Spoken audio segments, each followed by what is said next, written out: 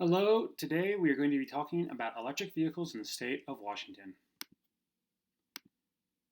So, the state of Washington has been awarded a grant from the EPA worth $10 million with the sole purpose to increase electric vehicle ownership throughout the state.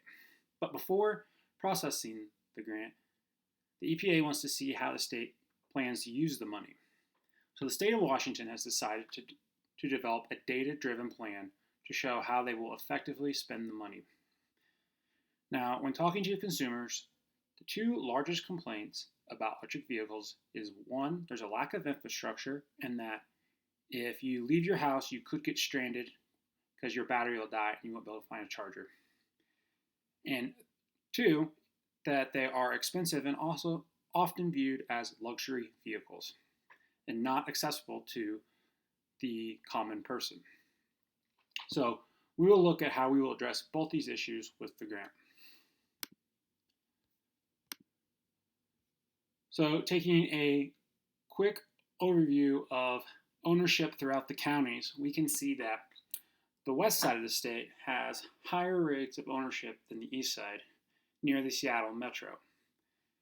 And this may be due to higher populations there, but it's unclear because if we look at our population ownership table, we can see that low population counties such as San Juan and Jefferson have high rates of ownership. And then down at the bottom end of the table, we see counties like Yakima and Grant County having higher populations with low ownerships. So it's not quite clear if population is the driving factor here. And it's also important to note that if you look at our box and whisker plot, that we do have some outliers in ownership, but most of them fall between the 0.18 and 1.79% ownership rate. So let's take a deeper look at how population affects ownership.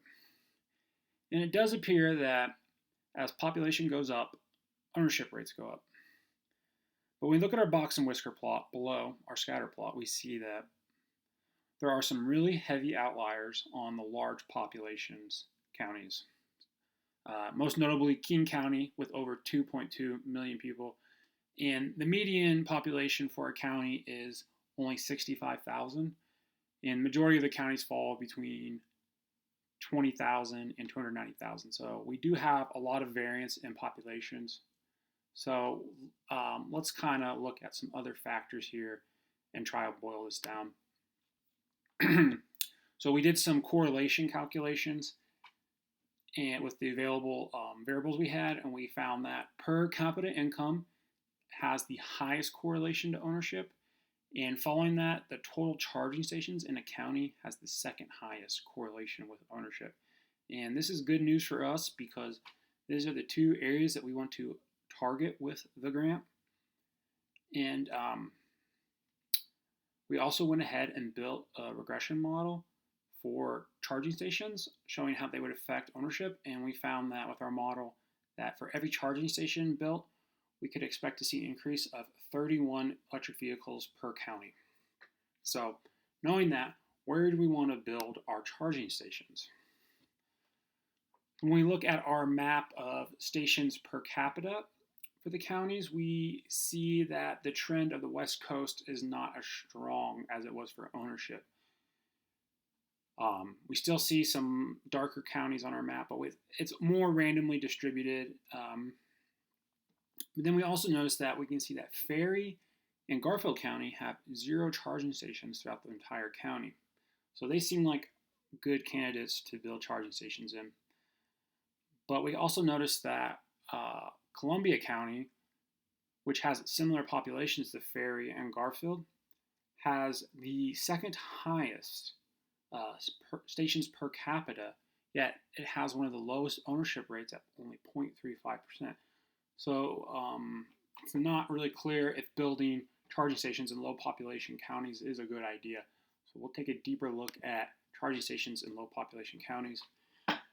Once again, we're looking at our box and whisker plot of population, and we can identify that we have some heavy outliers on the high population side. So we're going to go ahead and remove all of our outliers, and that's what we're looking at in the bottom left scatter plot. And we can see that as total charging stations increases in the county, the total electric vehicles increases as well by about 54 electric vehicles per station. But if we narrow it down and only look at the bottom quartile of populations, because this is the two small population counts we're looking at are bottom quartile, we see that that trend line goes to a rate of 17 electric vehicles per county. So it's quite a big drop off on return there. So it does not seem like a good idea to build in these low population counties, despite two of them not having charging stations. So on the opposite end of that, do we have any medium to high population counties that could benefit from some new charging stations? And we look at our scatter plot and we look at the counties below the trend line with high populations. We can see Yakima, Spokane, and Pierce County all have large populations, and given their populations, their ownership ratings are quite low. And we went ahead with our box plot on the right, looked at stations per capita, and we found that there is a 14.7 stations per capita. That is the median. And all three of these counties fall below the median station per capita. So they're all underserved in stations. They all have low ownerships given their population size. These three counties are our prime counties to spark growth in electric vehicles through building new charging stations. So this is where we will build. So now we're going to go back and look at income. And when we look at our scatter plot, once again, we can see that strong relationship of income and ownership. And when we look at our box and whisker plot, we can see that there's not a lot of variance in income amongst the counties, well, median household income, that is. Anyway, so we could do smaller subsidies and do more of them and probably get more electric vehicles on the market, but we don't want to make the rich richer. We're coming from a place of government. We want to help the middle class out. So we want to balance this low ownership amongst medium household incomes out. So we're going to do larger subsidies, but less of them. So what do we want to subsidize? Well, like I said, we want to focus on the middle class, so we don't want to subsidize luxury cars. And when we look at the available models in the state of Washington, we can see that the Teslas are by far the most expensive. The cheapest model is about $70,000. So we're going to go ahead and cross off Teslas. And the rest of the models all fall between the $28,000 to about $34,000 range, so they're all pretty close in price. So we did a quick calculation, though, to see which one would give us the most range on its battery per dollar spent. And the Chevy Bolt is the clear winner. It comes in with 7 miles of range per $1,000 spent. So this is the vehicle we want to subsidize to give the most bang for buck for our consumers.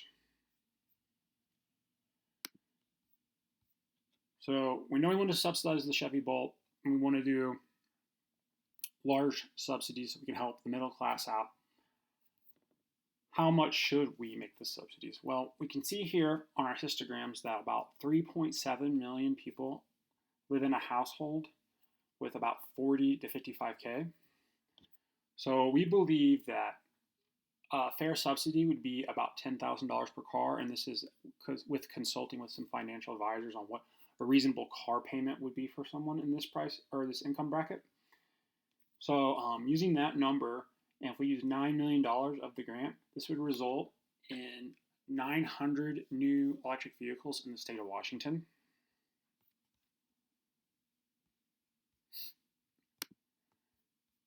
So to wrap things up, even though there appears to be counties that are underserved in stations in these low population counties, it would not yield good results. So we do not want to build in these counties.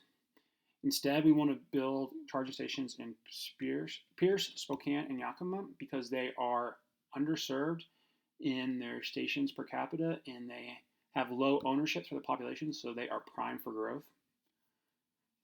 And then we want to subsidize the Chevy Bolt. We find that it is the most economical, highest bang for your buck dollar that fits into our target consumer's budget. And by doing all these things, the state of Washington plans to add at least 1,000 new electric vehicles to the state of Washington in the next year. Thank you.